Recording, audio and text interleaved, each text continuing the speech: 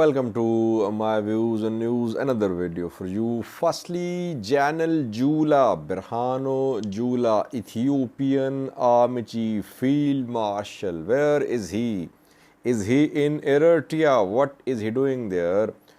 He has held some meetings there. What is the agenda of the meeting? Secondly, Mike Hammer, US Special Envoy to the Horn of Africa, is in the Horn of Africa these days. His second visit to the region, to Ethiopia, since the start of this third round of fighting in northern Ethiopia on the 24th of August. Today, on Saturday, a journalist wrote an article about war in Ethiopia, and in that article he claimed that Mike Hammer visited Tigray after the start of this third round of fighting. How did he visit Tigray? We know that fighting has been ongoing, airstrikes, drone strikes being conducted. Was this visit with the approval of Ethiopian federal government? And thirdly, viewers, 2 days ago, some pro-Tigray activists, news sources claimed that Ethiopian federal government had formed a committee to hold discussions about interim government in Tigray, which will be put in place after ENDF and EDF took control of Tigray's main cities. And now pro-government, pro-Ethiopian government news sources are sharing similar news stories. Firstly, General Berhanu Jula, Ethiopian Army Chief Field Marshal, is not in Ethiopia reportedly. He is in Eritrea. He has held some top level meetings in Eritrea. He has held meetings with General Philippos of Eritrea. Obviously, meetings are about ongoing offensives towards Tigray. First phase of this third round of conflict has ended, you can say. First phase was about ENDF and EDF's attempt to stop Tigray forces from advancing on fronts like Wollo, Volkayt, North Gondar. And this first phase has ended. Definitely ENDF, EDF, they have made progress. Tigray's advances on all fronts have been checked. Second phase is ongoing. In the second phase, EDF, ENDF, they want to capture Mekelle. They want to capture Tigray, main towns of Tigray. It's very clear.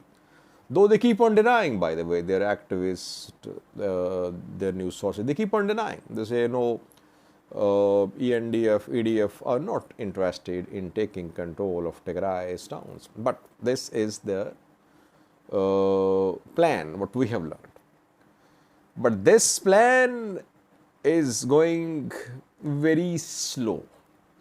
So deliberations are about how to step up the offensives into Tigray. And who is in command? Obviously, when military offensives are launched, command matters, and command is not divided. One man commands, and he consults others, but mainly one man commands operations. Eritrean generals are commanding operations on fronts which are on Tigray-Eritrea border, Afar Tigray border. Not Wollo, which is led by ENDF Amhara forces, Ethiopian as well. But all northern fronts are being commanded by Eritrean generals. Jula is there for some discussions, so in coming days we could see new announcements. not announcements, new moves from EDF and ENDF to go deep into Tigray. Secondly, viewers, a journalist today wrote an article for the New York Times. His name is Declan Walsh, and in the article he wrote about the ongoing war in northern Ethiopia. And he claimed that Mike Hammer, US Special Envoy to the Horn of Africa, visited Tigray after the start of third round of fighting on the 24th of August. We know that Mike Hammer and other mediators like EU's Annette Weber, US shocked affairs in Ethiopia, Tracy and Jacobson, US Secretary General's representatives, they visited Tigray, but before the start of third round of fighting. It was in August. We did not see any news about Mike Hammer's visit to Tigray after the start of fighting. But Declan is confirming, he is claiming that Mike Hammer visited Tigray. An American Air Force plane took Mike Hammer to Tigray. It happened when US was trying to facilitate talks in September between Ethiopian federal government and Tigray government representatives in Djibouti. It seems that without the approval of Ethiopian federal government, Mike Hammer visited Tigray, because the writer claims that US Air Force plane avoided detection. It flew low so that radars could not detect it. It means that it was without approval of the government, without any intimation to the government that Mike Hammer visited Tigray. That shows that US went out of the way to bring the two parties to the table in September in Djibouti. Talks failed, though Tigray announced cessation of hostilities, but Ethiopian government did not respond positively. And once again, Mike Hammer is in the region, in the Horn of Africa. He is due to visit South Africa, Kenya and Ethiopia. Can this US mediation succeed? US is the main player which has some leverage. If a US plane can take one of its mediators to Tigray from somewhere, from Djibouti maybe, because US airbase is in Djibouti, that shows that US is in a position to do something in this conflict. It has some leverage, economic leverage, it has military presence as well in Djibouti, though it's not likely that US would be militarily involved in this conflict. This revelation by the writer, this writer, can have some repercussions as well. Ethiopian government will not trust Mike Hammer if the visit was without any intimation to Ethiopian government. That is what the writer seems to be implying.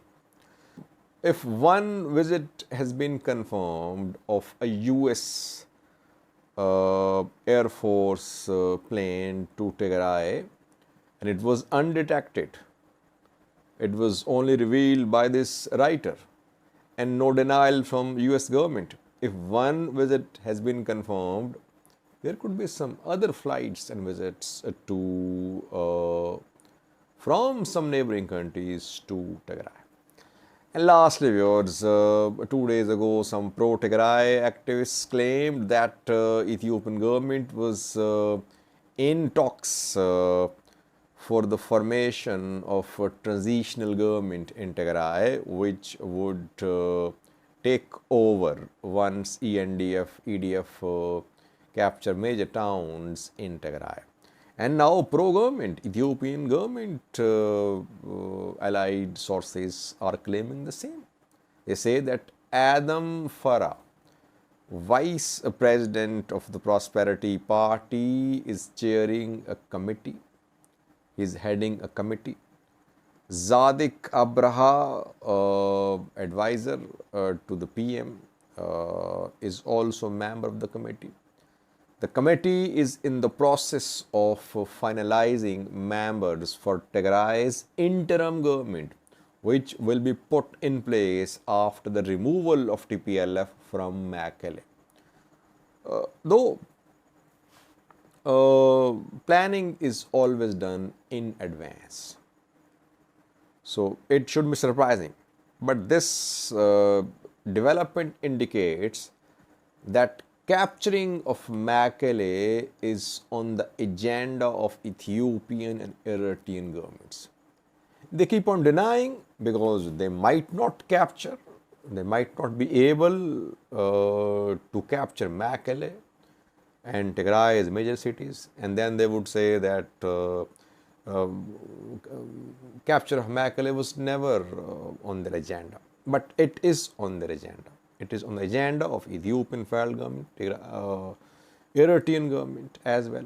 That is why discussions are being held for finalization of names who will be part of interim government in Tigray.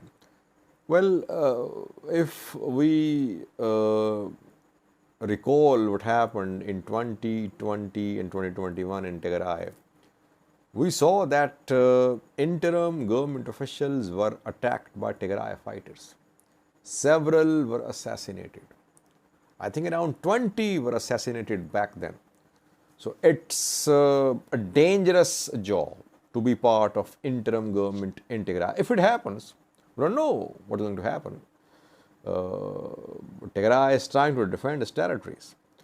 If it happens, even then, it would be a risky job to be part of interim government in Tigray. As I said, that more than 20 were killed by Tigray fighters between November 2020 and June 2021. Thank you for watching.